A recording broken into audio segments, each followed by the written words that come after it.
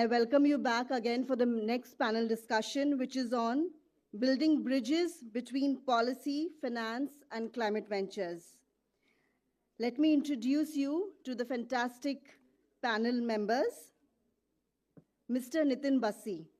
He is a fellow and team lead for sustainable water at CEEW with over 19 years of experience in water resources research, policy, and advisory work.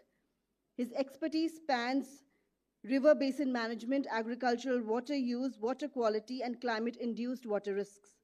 He has advised the Government of India through G20 NIUA and ministry-led task forces and has played a key role in shaping national and international water partnerships and frameworks.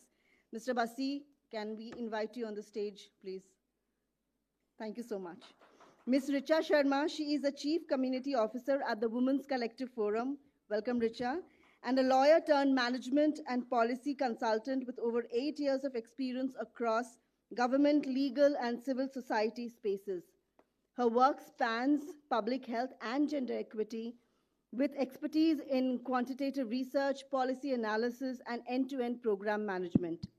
She is known for translating complex regulations into actionable strategies and building strong collaborative stakeholder partnerships.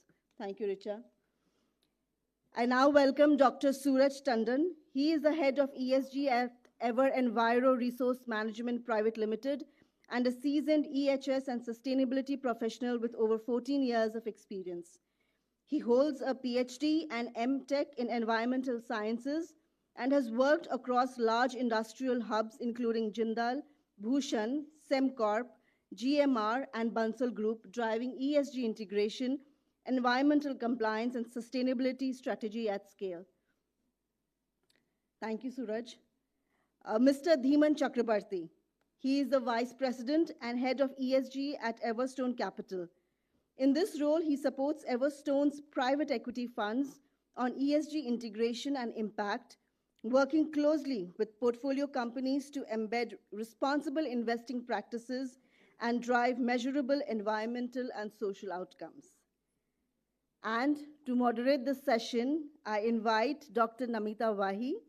She is a senior fellow at the Center for Policy Research, where she leads the Land Rights Initiative, and a global fellow at the Center for Law and Social Transformation in Bergen.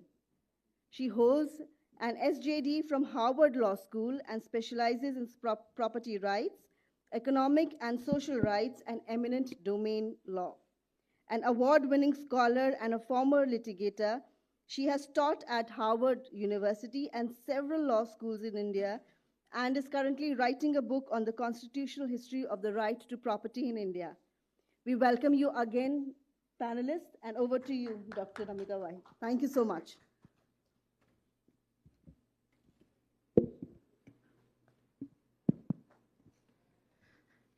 Good evening, everyone. Am I audible?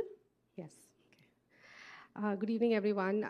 It is a great honor and privilege to be here. I want to start by thanking and congratulating Renu and the entire team at Unpollute, which I really like the name of the conference.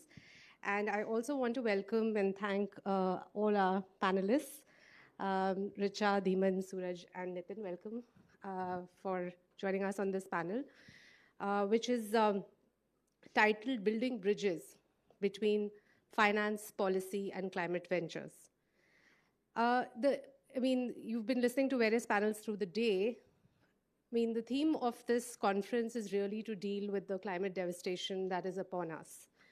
And when I say climate devastation, I do mean climate devastation because according to various estimates, by 2050, we may have over 1 billion climate refugees. So just to put that number into perspective, we have 8 billion people on the planet.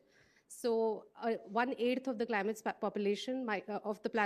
population might actually become climate refugees due to ecological threats and climate insecurity.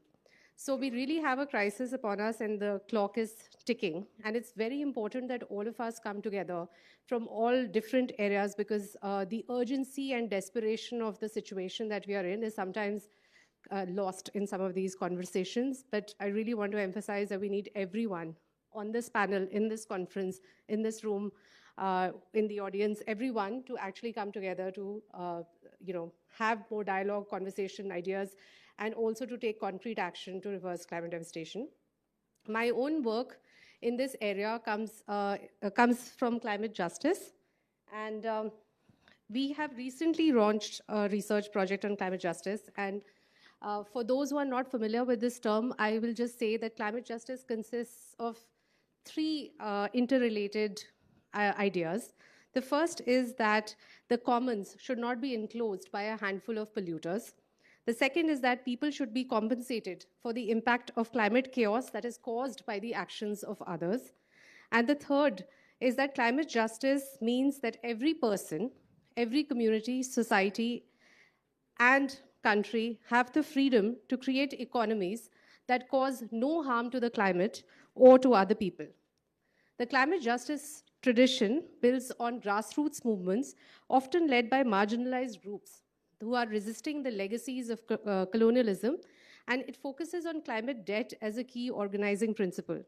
So in my own work, which was mentioned in my introduction, my research on the history of the constitutional right to property, I talk about the bottom 60% in India.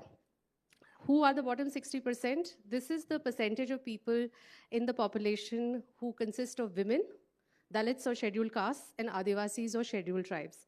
This is based on the percentage of these groups in the population at the time of the adoption of the Constitution in 1950. Of these groups, Adivasis or scheduled tribes, who constitute 8.6% of India's population, but have disproportionately borne the burden of India's economic development because they constitute 40% of all people who have been displaced due to various dams, mines, wildlife parks, and sanctuaries and other economic infrastructure projects. Between the period 1950 to 2000, despite being only 8.6% of the population, they constitute 40% of the people who have been displaced. So the climate justice movement is also intersectional because it understands that intersecting social identities shape how people experience privilege and oppression. So women, Dalits and Adivasis, when these identities intersect, the level of oppression is also enhanced. So a Dalit woman is more vulnerable than an upper caste woman, and an Adivasi woman is more vulnerable than an upper caste woman.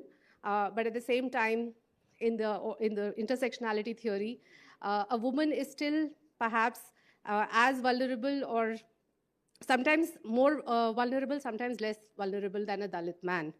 That is how the identities intersect, right? The stance of India and other developing countries at the various COP meetings, including the recent one that was held in Brazil, has reflected this strand of thinking on climate justice because the developing countries say that they should not have to pay for the climate devastation that has been caused by the developed world, and that the financing of the changes that they need to make in order to meet their climate requirements must come from the developed world. So this principle is there at the international level, but it is also something that we need to understand at the national, subnational, district level, and so on. So India's strategy for combating climate devastation, as outlined in the government's National Climate Mission and its nationally determined contributions under the Paris Agreement, has 8 pillars. One of these pillars is afforestation and combating deforestation. India has been a pioneer not only in adopting one of the most progressive constitutions in the world in 1950, but also in passing the historic Forest Rights Act of 2006, which recognizes both individual and community rights to the forest of scheduled tribes or other forest-dwelling communities. So together, scheduled tribes and other forest-dwelling communities constitute 11% of India's population. 8.6% are scheduled tribes, and the remaining are other forest-dwelling communities. And they and about 22% of India's land comes under forest cover, to which the forest rights law applies. There is another 3% of India's geographical area which comes under tree cover, but that's not necessarily the same as forest cover. The Forest Rights Act encapsulates 2 important aspects of the indigenous imagination. The first is that humans are not separate from the environment, and therefore no afforestation policy is workable without the active engagement of the communities that have been living in the forests as their way of life for centuries. The second is the idea that Jal Jangal Zameen. water, forest, and land are part of one indivisible ecosystem, which is not just crucial to the Adivasi or indigenous way of life, but for climate sustainability on planet Earth. India, although it has this pioneering law for the Adivasis and other forest-dwelling communities, presently has no legal framework to address climate concerns of other ecologically vulnerable communities like fisherfolk, pastoral, and other nomadic communities. So the Climate Justice Project that we have launched has 4 focus areas. The first is to ensure effective implementation of existing domestic legislation like the Forest Rights Act in order to preserve and regenerate India's forest cover, because we keep talking about carbon capture and forests are natural carbon capture, right? Second, to align our national laws pertaining to land, water, and forest. The problem is that even though there is conversation, there are policies that are being made, they are operating in silos. But we need to imagine these policy and legislative frameworks together. And so the idea is to align, how can we better align our land, water, forest frameworks? And towards that end, we have already done preliminary work by launching landlawsofindia.org, which you can access both on the computer and on your mobiles. But essentially, this is the first ever interactive exploratory archive of all land laws, and it also has water and forest laws. And that is the first step to just even know what the framework is, right? The third is to align the international law framework currently, which is also operating in silos, including the following treaties: the UN Framework Convention on Climate Change, they meet separately; the UN Convention to Combat Desertification, they meet separately; and the UN Convention on Biological Diversity. But all these things are connected. So the problem is both nationally and internationally, we're operating in silos. And fourth, to enable the alignment of India's national laws with these international frameworks. So that is the Climate Justice Project and the Land Rights Initiative. And we can talk more about it if people are interested later on. But now I want to turn to our distinguished panelists who have also done a lot of work in the areas of policy, finance, and the particular interests of women, who are part of the bottom 60%. So I'll pose my question the first question to all of the panelists. I'll start with Suraj, and then Richa, and then Dhiman, and Nitin, if you can, round up the conversation. What are the main climate-related challenges that you have experienced in your work? And relatedly, could you also share some positive examples where in your work you were able to resist the devastating effects of pollution and climate change? So that's my question to all of the panelists to start with. A very good evening to all of you.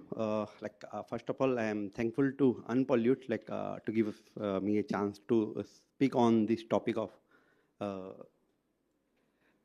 As Namita has posted this question, challenges in my last 15 years of career, I have faced a lot of challenges. But to summarize, I will go with 2 challenges mainly. The first main climate-related challenge what I have faced is related to water pollution and land contamination, which I have faced in second company of mine, where we used to produce a transmission tower. For producing transmission tower, we have to go through a stage where we have to put angles in acid to remove the rust. So while removing the rust, the acid got diluted, and when the acid got waste, it has to be treated. And we all know that it got treated in ETP. So after treating in ETP, we were producing a lot of amount of hazardous waste. So that was ending up in landfill. So it is a system here that has to be given to some TSDF, transport, storage, and disposal facility, where it got treated in a secured landfill. But the problem was that spent acid itself was a wealth product. There was iron in that spent acid that could have been utilized. So with the policy backing of hazardous waste authorization rule, there was section 9 in that rule, which says that you can use the hazardous waste for producing any wealth product, for producing anything. So technology have intervened there, and then we were able to find out a company.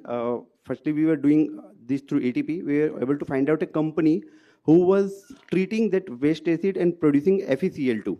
FeCl2 being used as a water purifier as well as in medicine companies. So we have entered into a tie-up with them. For us, they have come from Indore to Calcutta, and they have installed a plant there, and they take our spent acid and produce FeCl2 out of that thing. So we were able to get, like, that was a major challenge with respect to water pollution also, and with respect to land contamination also, because, like, in a month we were producing near about 1,000 ton of spent acid, SCl. That is a huge amount. And out of that, we were producing 3,000 ton of hazardous waste, which ultimately got end up in landfill. But we were, with the technology and with the policy backing, we will able to root out to such a company who can process that hazardous waste and produce something which is very essential. And that is one of the major challenge. And the other, if I like to, that was with respect to my conventional industry, because I am a hardcore industrialist. Like, I have spent my 14 years in industry, like Namita has, like, in the introduction, you just said. And with respect to this non-conventional industry, like, presently I am working with EverEnviro, who is converting waste into bio-CNG, who is converting CND waste into wealth product like sand and silt. So here we are facing the major challenge is air pollution, like the municipal solid waste which got generated, like primarily or classically it got end up in landfill only, and we all know in the outskirts of Delhi, in the outskirts of this Faridabad, the large pile up waste is there. So what we are trying to do is to process that waste and generate bio-CNG out of that thing. So the second challenge was air pollution. So we could, for getting the solution to that challenge, we have set up a bio-CNG unit, and from that municipal solid waste, which were ending up in landfill, producing methane, which is 28 times more potent than CO2. We are generating bio-CNG now, which is replacing the conventional CNG. And along with that, we are also generating manure. So we are rejuvenating the soil health also. So these are the two things, like from one from my conventional and one from my non-conventional sector.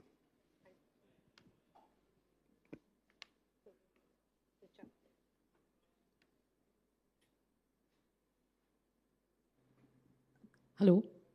Hi.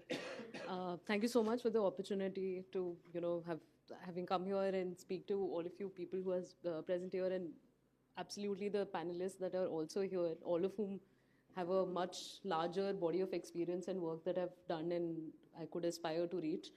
But I mean, the little work that we've done in climate over the last 1.5 years, we had focused a lot on how do we bring in some of the rural ground level insights on what the impact of climate change has been on women and the universe of things that they deal with, including mental health, nutrition, the wage loss, and a range of it.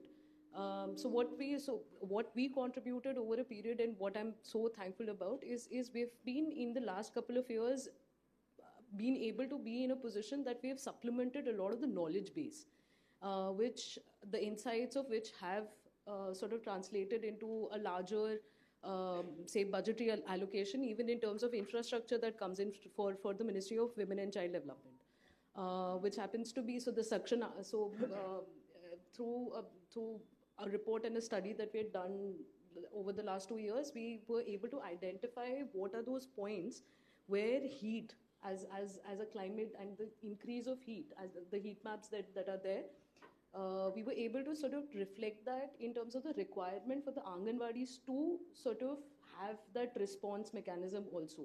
So when the Anganwadis got restructured and the work that is happening right now, so for 2 years, we were in 2025-26, we were able to make a case for it and sort of get those things reflected in the budget and the allocation, the work of the ministry also. So that's one of those things that I'm actually very proud about, that we've been able to, and exactly how Namita said, right? Like, a lot of the work that happens, it's all happening in the silos.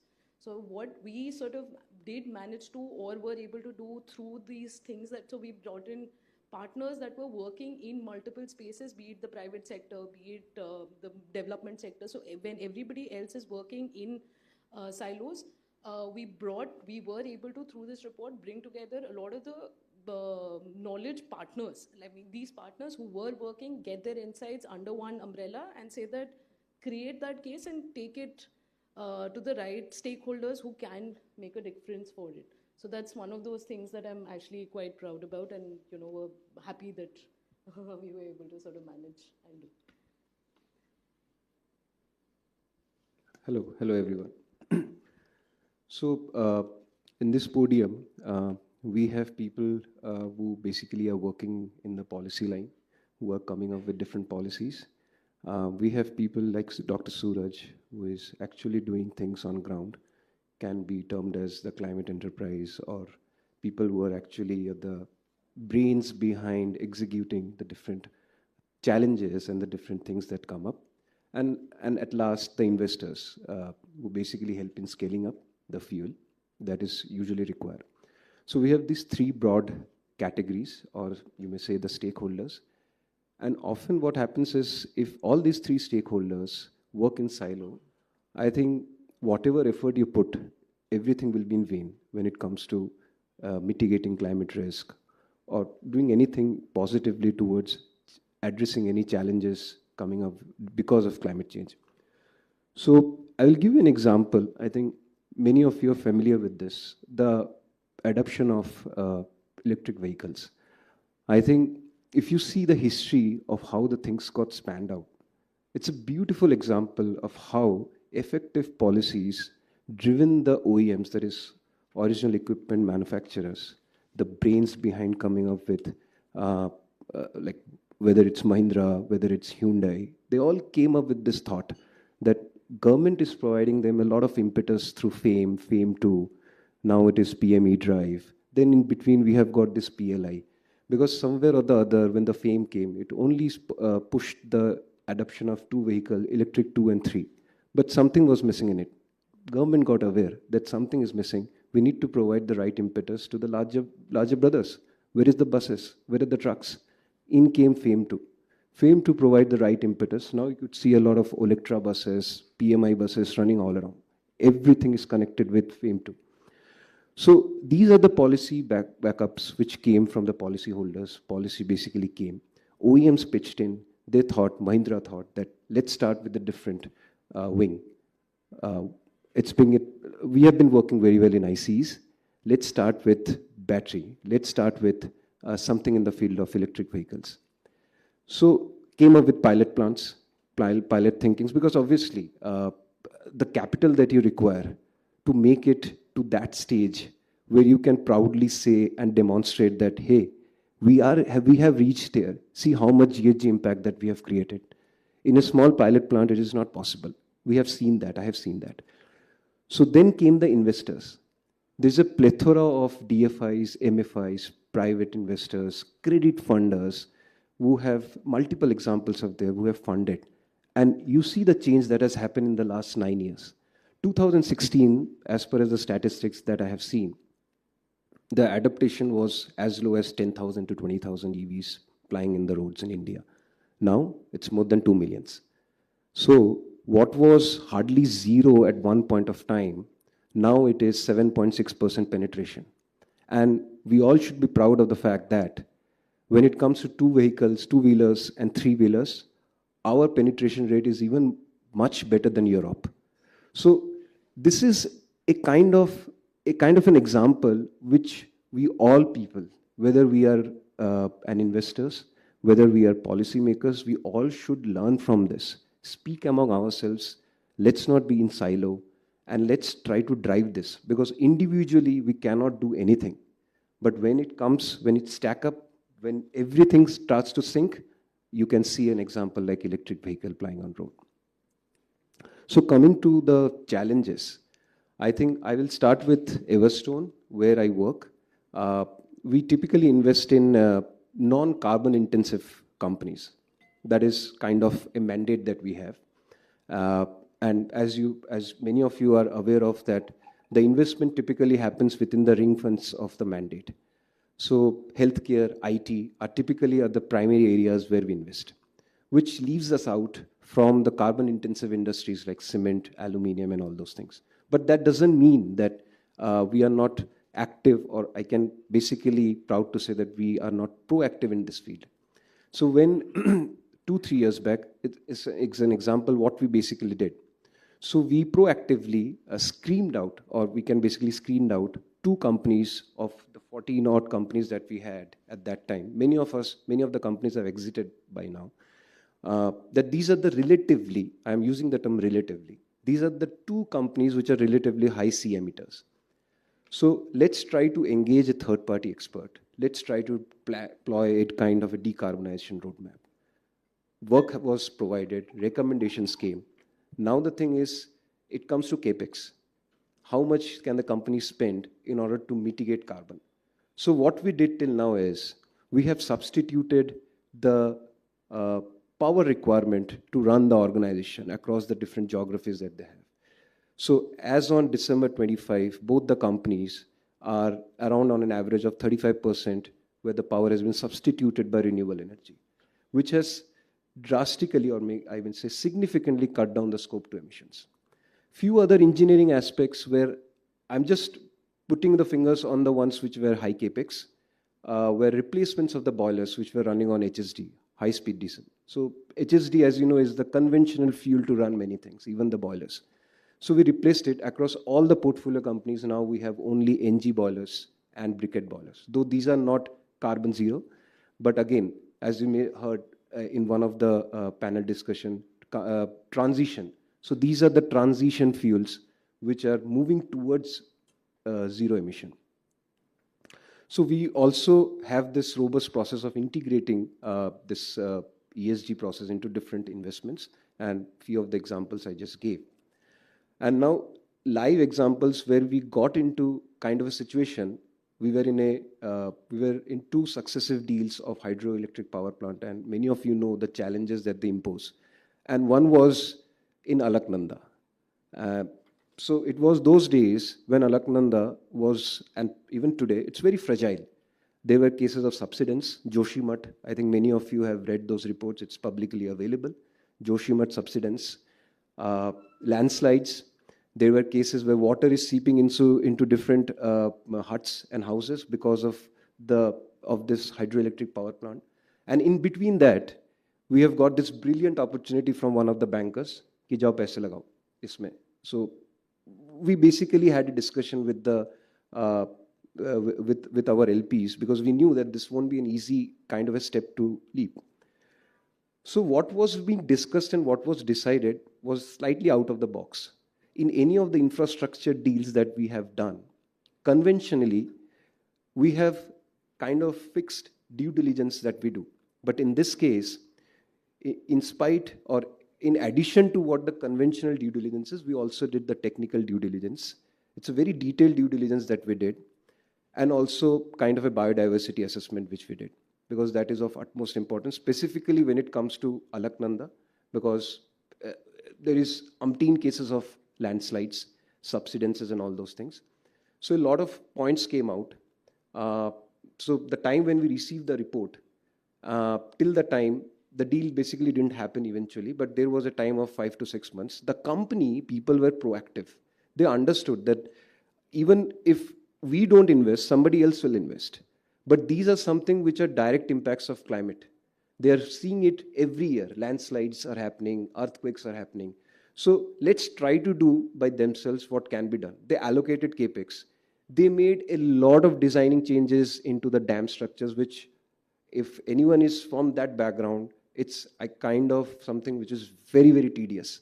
A lot of river diversion is required. A lot of changes is required. So it is not easy. But the point which I'm trying to emphasize is, it's not something that you alone can drive.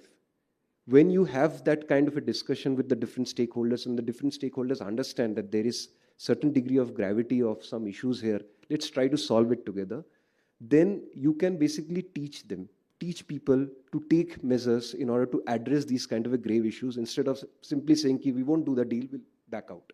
So we didn't back out.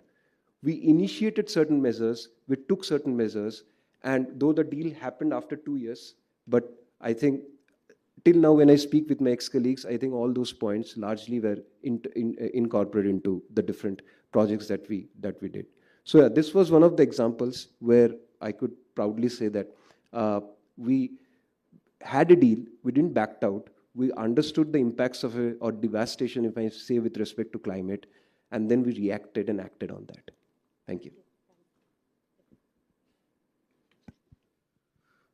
Thank you so much, Namita, and thanks to the organizers for having us here. You have already put me in fix to try to see how we can bring all the discussion together.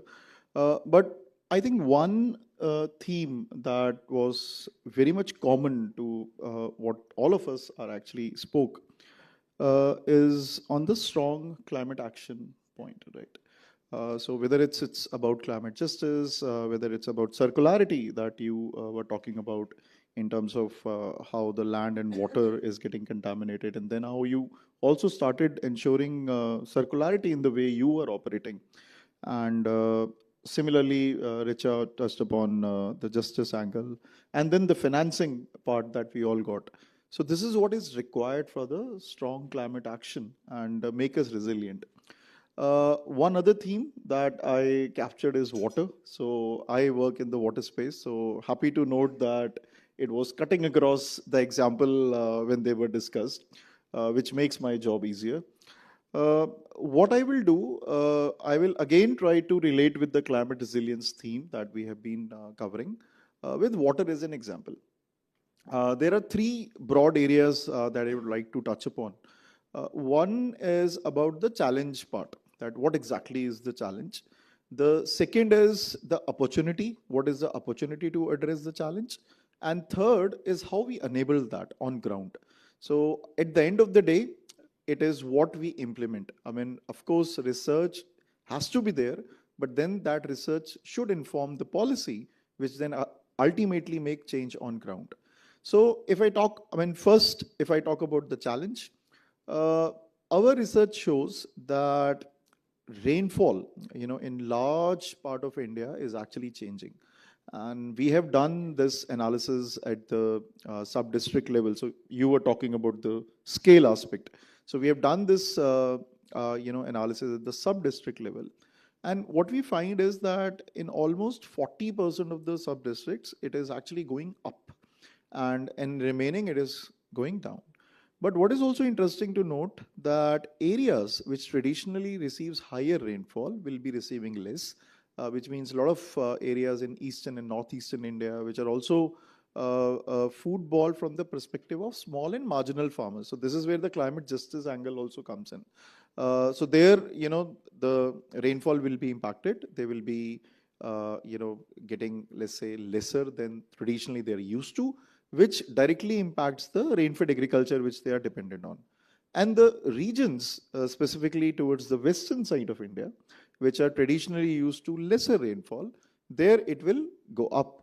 And, we have been hearing this news about flash floods being quite common in western Rajasthan and Gujarat, which are traditionally not used to see high rainfall thing. And that also leads to a lot of flooding, urban flooding. Because these areas, again, the cities, the way our cities are growing, becoming more concrete, built up areas going up. So the runoff that is generated because of the rainfall is also higher. So this is the larger challenge. And in any case, the spatial variability in rainfall is very high in India. So again, if I quote Rajasthan as an example, we receive about 100 millimeters in the western Rajasthan. You go to northeast, it will be 10,000 millimeters that you get. So this is a variation and it impacts how the water is available. And this is reflected in the way how the water is distributed across India. So again, as per our analysis, if I pick up all the major river basins, except for 3 or 4, all are either experiencing water stress, scarcity or absolute water scarcity. Of course, there are thresholds to define them.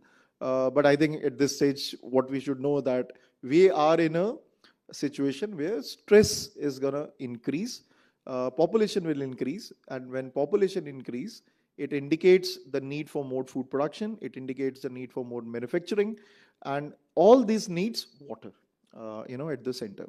So this is the larger challenge that we have. Now, what is the opportunity?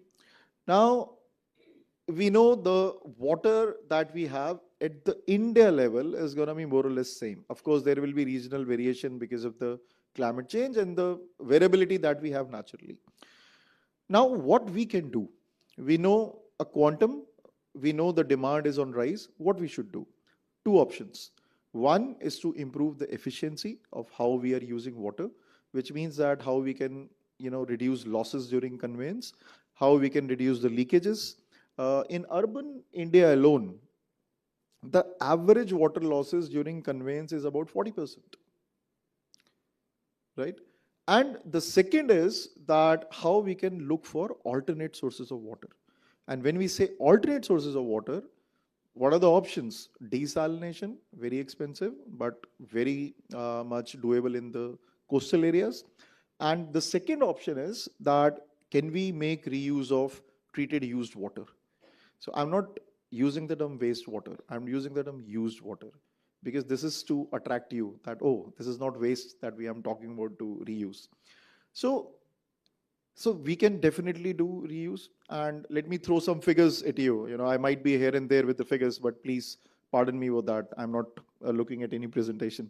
So urban India is generating about 72,000 million liters per day of used water, or let's say sewage.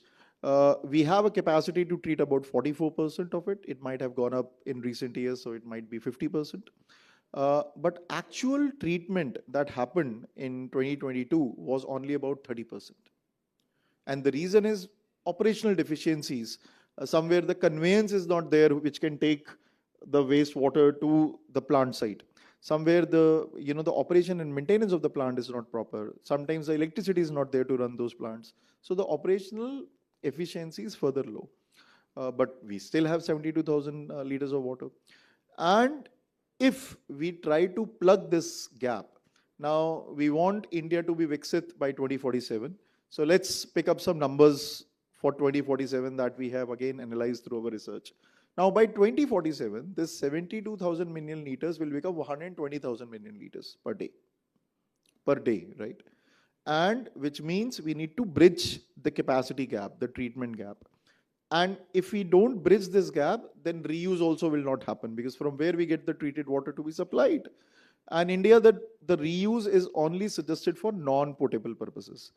We are not going the Singapore way where they are even using it for drinking water. They call it as new water.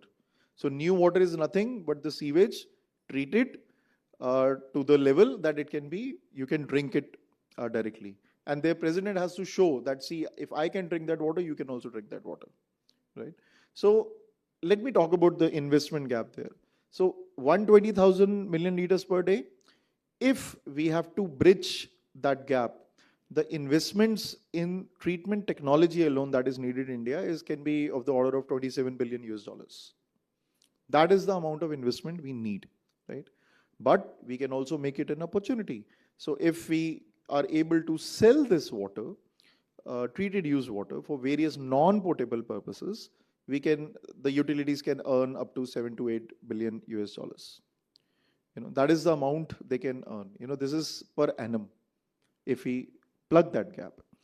So good, we have resource, we have a lot of market and investment opportunity, but then how we enable this? At this moment, some 10 to 11 Indian states, they have reuse policy. Now, policy is a statement of good intent that, today it's like a New Year resolution. I would like to reduce my weight. Now, whether I do it or not depend on whether I implement certain things, right? So policy is always a good statement of intent. So what we have to do, we have to work very closely with the urban local bodies to make it happen. We need to have a reuse planning at that granular scale, because state level policies won't do a lot of impact in the cities. So this is where again we have working with a lot of ULBs in India. We have prepared one of its first kind of reuse plan for Thane Municipal Corporation. We are working with Varanasi at the moment. We are also working with Panaji Smart City. We are working with Jodhpur city to enable this reuse, on ground. And the reuse planning that we do, it has several components. So we start with the water balance assessment. What exactly is the deficit there? If there is no deficit, the quality of water will definitely be problematic. So we then say that, okay, if you don't have a deficit in terms of supply, let's treat this water and rejuvenate the local water bodies. because at least, it should lead to some environmental benefit, if not the social benefit. And that environment benefit will also be, kind of a social benefit that can be created, right? So, and then we look at the reuse avenues. Every city is unique. If I talk about Delhi, the reuse or treated use water can be used for irrigation in the peri-urban areas or in the suburbs, because Delhi has a lot of areas where vegetables are grown. I won't tell you how they are grown now, but the treated use water can definitely be used for that. In Thane, I have to finish. Yes, in Thane, what we identified, this construction is the biggest thing to do that. Sorry, I didn't see. And then in Varanasi, that where we are working, so they have this locomotives, train locomotives thing where there is a lot of opportunity. Now, having said that, I think this is one example of how a policy research can ultimately lead to benefit on ground and reach the resilience and address the justice, provide the justice to those who are more vulnerable, even in the city areas. And of course, financing, as I provided some number, remains very important to enable this circular economy approach. Thank you. Thank you, Nitin. So you've actually answered my second question, which was really about what if you had a wish list for how you would like things to change in climate discourse and climate financing, what would you say? So I'm going to give the other panelists a minute each. And maybe Richa and Suraj, because you took much less time, you probably get a minute and a half to speak about your wish list. Thank you. As I am a researcher itself, so my wish list first come from we should put more policy towards educating on environment. Means we should have from our educational point of view, we should be producing more environmental expert. Now what I am seeing during my course of journey, EHS department or ESG department. Previously they were mostly handled by some HR guy or some operation guy, but now they are coming, the environmental professionals are coming, courses are coming. Previously we don't have BTech, MTech on environmental science. So, but previously last 10 years that has gone up, but still at bachelor's or master's level, we don't have that environmental expertise. So no, my wish list will be government should look more into this in creating environmental experts, so that they could go and then they could contribute in R&D, and what Nitin has said, more R&D will be done, so we will get to know where we are lacking actually. And my second wish list will be government should consider conventional plants should not be treated in parallel to non-conventional plant. Conventional plant thermal power plants, steel plants, then your cement plants, they are high-stake plants. Their profit margin is very high. But ours plant, circular plant, recycling plant, the profit margin is very low. So whatever the laws that is applicable to them, that those are the same laws which are applicable to us also. So it becomes very much difficult to us to operate in that ecosystem. So this will be my two wish list.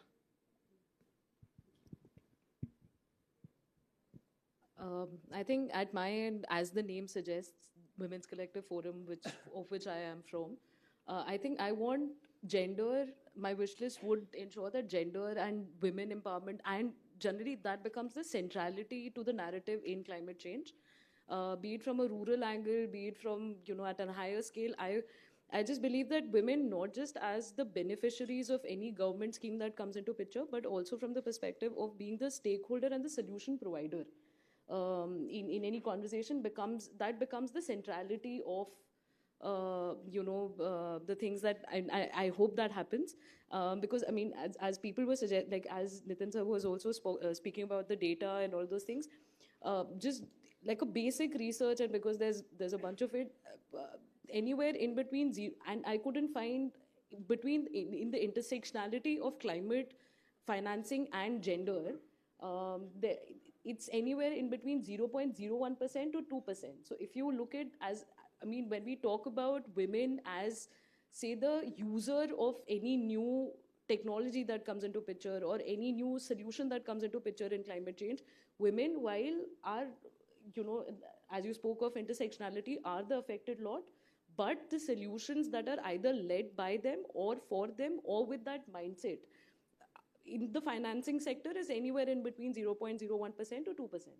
So when you look at it from that perspective, while our intentions are clear, while the conversations are there, the real impact, which is the money and the money flowing in that direction with that intent, I don't think that's there. So I think that's something that I would want to see become, or as part of my wish list, become like a mainstream conversation at some point. Yeah, do I get a chance? Yes. Yeah. So, one important wish list, if I may say, is to make climate awareness as a mandatory thing into different companies and industries.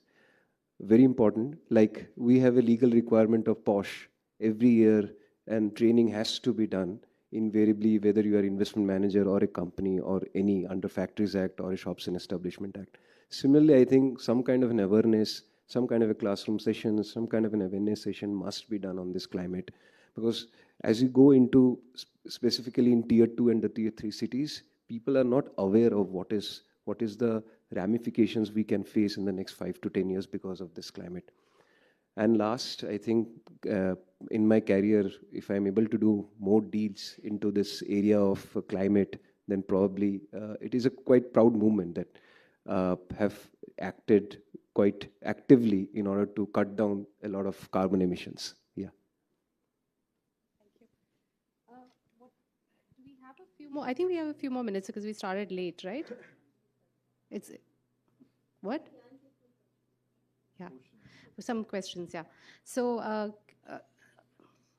the floor is open now. If anyone has a question or two. Yes, please. Can you introduce yourself and...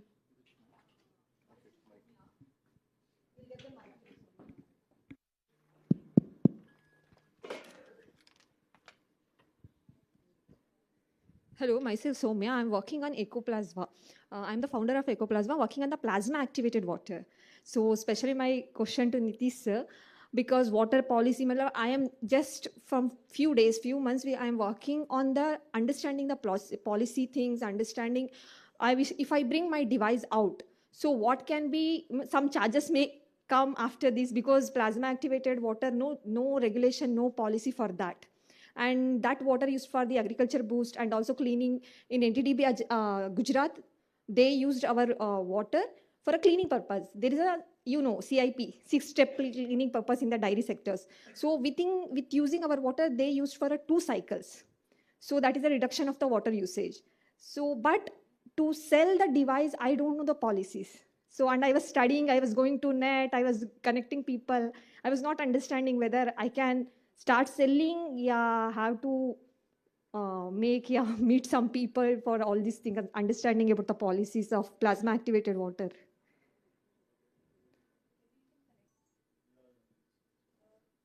We can collect all the questions. Yes, please.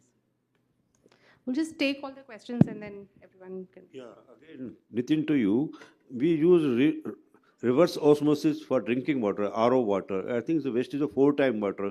Nowhere in the world this type of water is being misused, used. And second is about our irrigation water. In Israel, they make use of a drip irrigation, and we waste more than 10 times water waste in irrigation. So how to stop this type of water wastage? Thank you.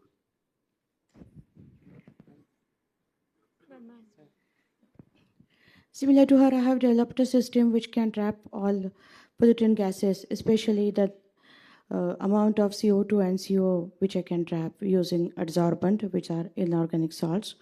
The quantitative measurements we have done, I've got PhD in that, but there is no policy so that I can get government approval, and of course no good market rates for carbon credit as well.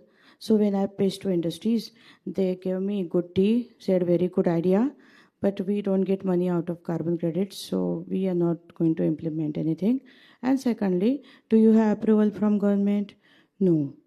Then let us think. Otherwise, we are emitting in limit. whether you want to see or not, whether they are emitting in limit, that is another question. But nobody agrees that we are exceeding the limits of emissions. That is what my observation is.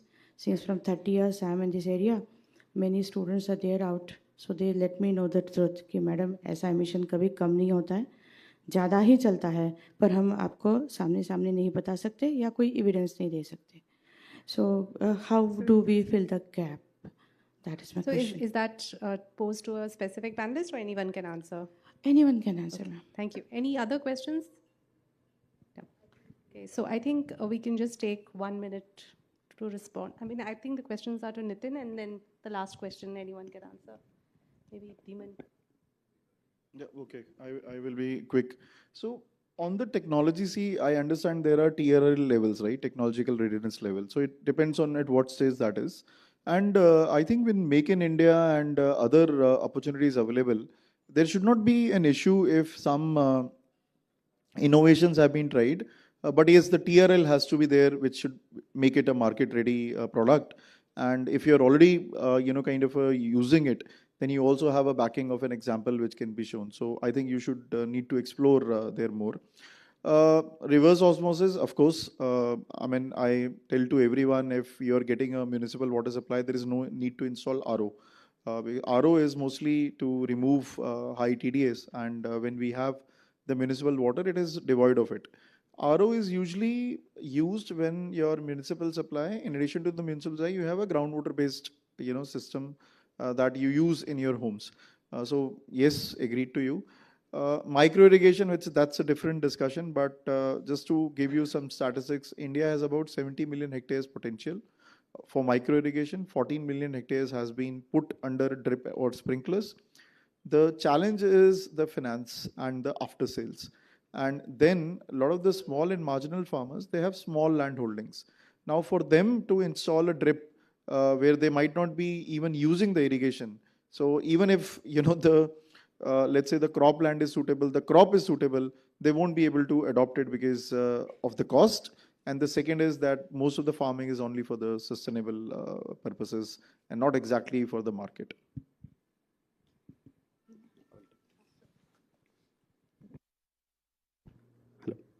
Ma'am, regarding the carbon credits, we all know, we have a Kyoto Protocol from that CDM got arranged. And in that CDM, initially we have got very good price for the carbon credit. We all know the Enking is there. There are many organizations those have rose, and Enking owner Manish Dabkara was the youngest billionaire in India in the same field of carbon credit. So now that credit has got old and CDM is stopped. So that's why means that is one of the major reason this carbon credit market has gone down. But we have that again, international fraternity has come up with Article 6.1, 6.2. So in that, the hope is that carbon price will definitely rise. It will go up to $20. And then in the price of carbon credit is again dependent on the nature of business you have. If we generate biochar out of the waste, the carbon credit price can go up to $20, $25. So it depends on the type of product you are making also. So that is what. And India is also coming up with Indian carbon market. So we are having joint agreement with Japan also. So that is also very exciting, and we can get carbon credit rate up to $10 there. So that market is slow. Frankly speaking, that market is slow. We are as a company selling carbon credit. We have carbon credit, CDM carbon credit also. We are not able to sell that. But the future is very optimistic in that carbon credit, and international fraternity is also looking towards that thing. The only problem is not getting enough support from Western countries on that thing. So for that's the first one. And the second one, ma'am, if you talk about emissions, so during industrial revolution, we walk towards the thermal power plant, cement plant, steel plant, because we don't have enough power to run our system. So those are energy intensive company, and they use coal and they emit a lot. So we can't cut down that emission, because if coal is burned, emission will be generated, And what we can do, we can provide pollution control devices. I have spent my entire life into that thing only. And to cut down the emission, and we can bring out different rules and regulations to cut down the emission. So that's why, like, if you see, our nation is switching from non-renewables to renewables. In renewables, there is not much emission. There is emission, I accept there is emission, but there is not much emission as compared to conventional. So that transition is necessary to bring down that emission. With renewables only, we are looking for a developed country hope for by 2047 and net zero by 2070. So for that transition, emission to non-emission, we have to switch our fuel from conventional to non-conventional.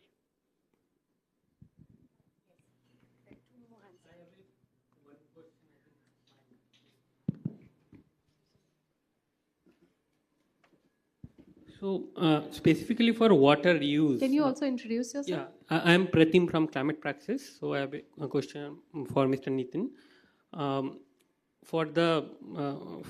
In the case of water use, currently there are a lot of technology exists. Technology is not a barrier. The main challenge comes out providing water, creating demand and selling water at a rate which is financially viable. And one of the main reasons for that, there is not enough demand yet for reused water in a lot of cases. So do you see there are policy incentives, just like as one of the panelists, Mr. Dhiman, mentioned about EV? FEMA came up to create and generate demand for EVs. On similar lines, something is happening to create demand for to use recycled water. Yes, there's another question at the back. Yeah, please. Yeah, hi, I'm Vividha from One Step Greener. We are a waste management organization. I've been working in waste management for the last 5 years, and I just wanted to ask this question when we speak about education related to climate and more awareness related to climate. I feel in my experience, it just gets trivialized as outreach and campaigns, and it doesn't get the seriousness that it deserves, whether it is from the organization itself, because operations are there and there is funding, so there's so much to deal with. And on the investor side, when you're preparing these proposals or pitches, etc., it again doesn't get the level of seriousness. And when you talk about seriousness, it goes to like very serious discussions like a CEW or a policy or a CERE.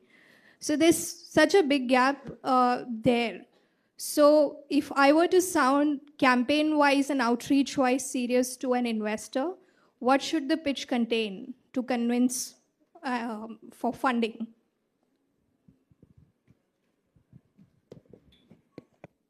I think if I want to give you the kind of an answer to this question, I think policies are something which is very getting redundant. I think any company, any firm can come up with different policies, but the importance is whether those policies are implemented on ground or not. To implement the policies, you need understanding, you need support. So when it comes to, let's say, for example, if you come to a PE industry, I think the extent of life that I have spent here, I think apart from the ESG person who is basically there, the kind of finance people that, or the investment team that we usually call, they also have certain degree of understanding what this climate is. And the reason is they have to deal with other giant peoples like IFC, ADB and all those people. Because there is a lot more detailing what they do. So obviously that everything gets get into the investment documents, and that understanding, I will say, is there, at least in the team that I work with. Issue comes when you go to different industries. And specifically what I said was in tier 2, tier 3 places, rightly said that your campaigns and all those things, they are not taken very seriously. And they are not even done very seriously from the understanding that we have to do something so that people are getting aware what is climate risk and climate thing. So I think instead of all this campaign and all those things, if you come to me in order to pitch and let's say you are coming up with a product, so I would basically try to understand what is the impact that you have been created. So let's say if you're coming up with, say, that I can reduce the carbon emissions from such and such source. So stories anyone can tell. But what is the evidence that your story is getting down to certain numbers. So you show me numbers. So you will show me numbers, then I will drill down to further details that how you have achieved this. So I think that detail of discussion is what is required rather than you showing me a policy and I have done this, I have done that, is something which is, I'll tell you, in the modern world, if you are pitching to somebody who is called green financing, who are into green financing, Everstone is not a classical impact fund, but we take steps progressively, proactively, and I've given some examples. But if you approach a green climate fund, nowadays you will be required, a policy is nothing but a piece of paper, but they will ask you, what have you done? What is your output? How much GHG abatement that you have done? What is the scope 3? Scope 3 is always vulnerable. What is the scope 3 mitigation you have done? How you have done? So if you have the answers to all these questions, good.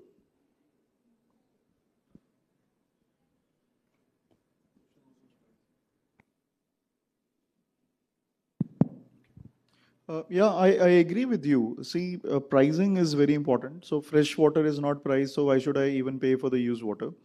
The point is that industries are still paying, very high amount. So wherever the end use or the avenues industrial supply, then the ULB can get revenue. And Surat is a classic example of how it is done. But I agree, pricing is one issue.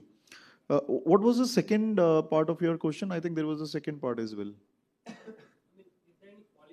Oh yes, what are the policy push for the reuse? So one is that I said that there are these policy instruments at the state level which have a specific targets.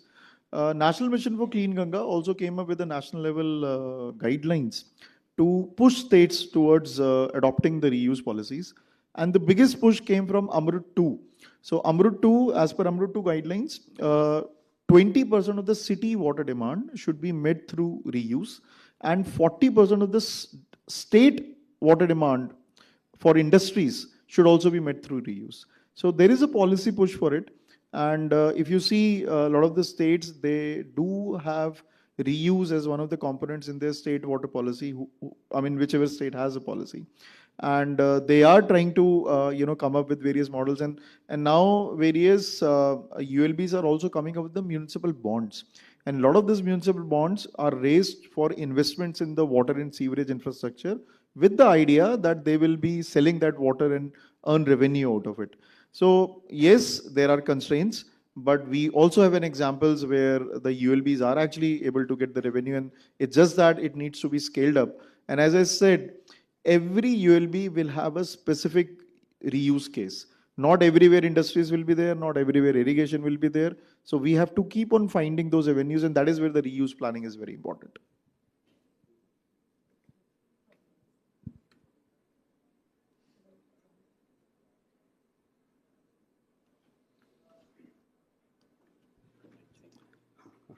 Adding on to the policy, like as Nitin has said, whatever license, like I operate 11 industries, so whatever licenses we get, like in that there is a specific condition that you have to use the STP water. Now government is pushing us like to not to use the groundwater. Wherever there is critically polluted, means critically groundwater extracted area, we have to use the STP water only. Thank you. So if I were to just sum up this, really wonderful panel discussion, what I learned from all the panelists, I think the major challenge that we've all articulated is the fact that, first of all, perhaps not enough conversation is happening, and if it is happening in silos, and we really need to sort of building bridges, as the panel says, between these various, sectors.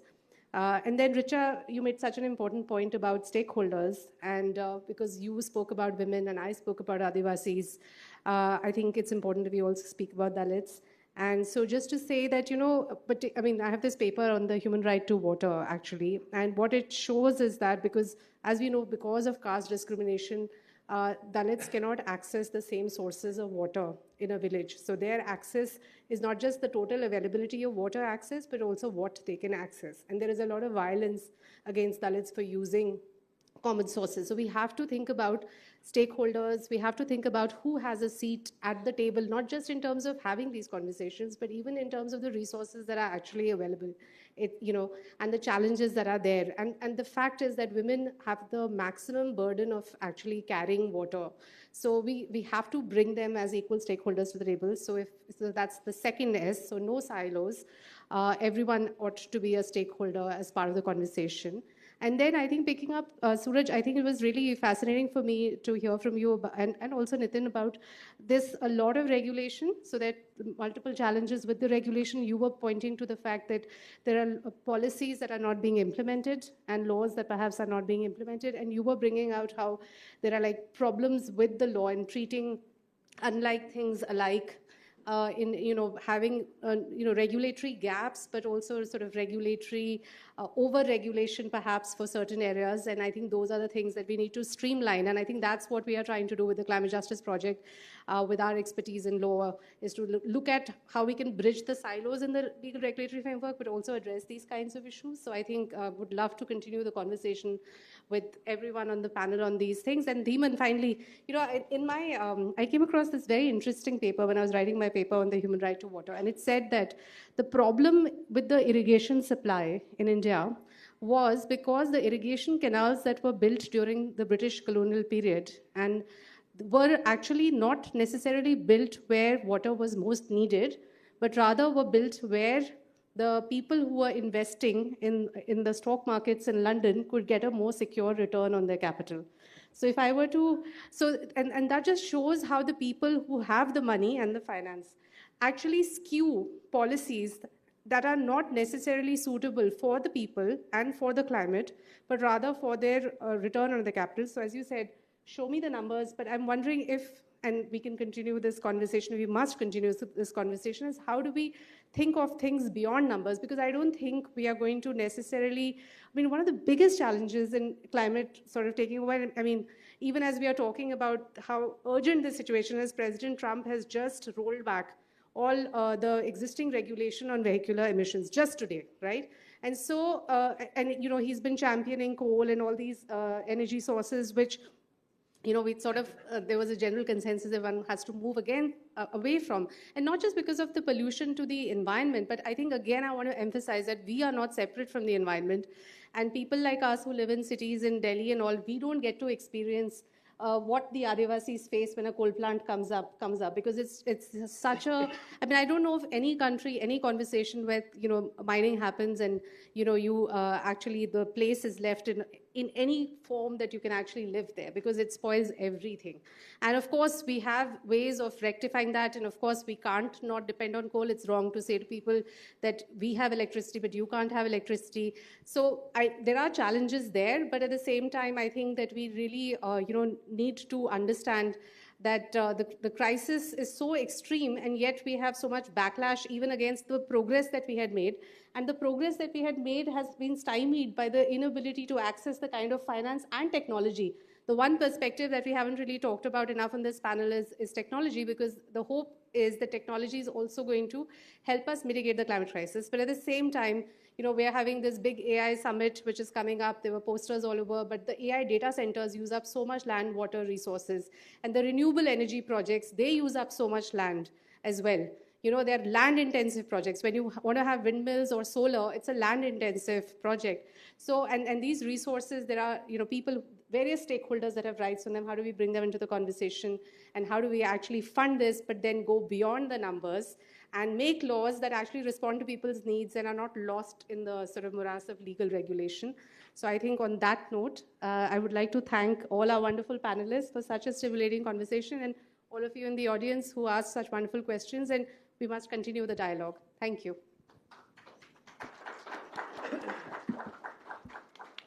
Well, what a brilliant way to close today's discussion at the intersectionality of policy, finance, and climate ventures. And quite clearly, empirical evidence and the persistence to drive those changes are the key factors that will move the needle for policy changes. So again, thank you, panelists, for such a wonderful discussion. And like one of the panelists said, let's turn challenges into opportunities. And on that positive note, let's call it a day. And to do the honors to felicitate our panelists, may I please invite my member, STEP team member, Amita, to felicitate the panelists, and also Vandana. Do join us in felicitating the panelists, please. And may I request you all to please step down for a more easy movement of space.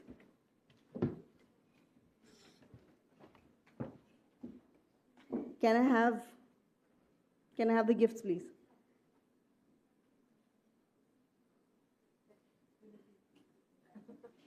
Sure.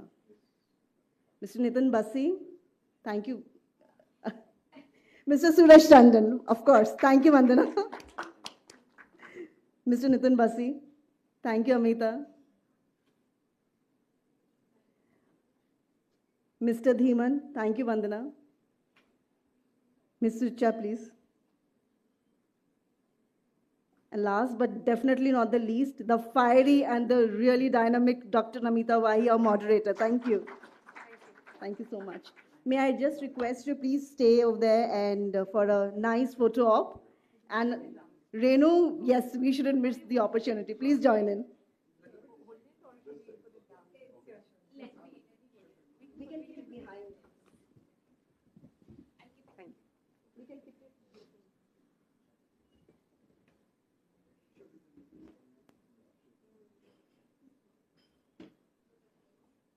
Why should I?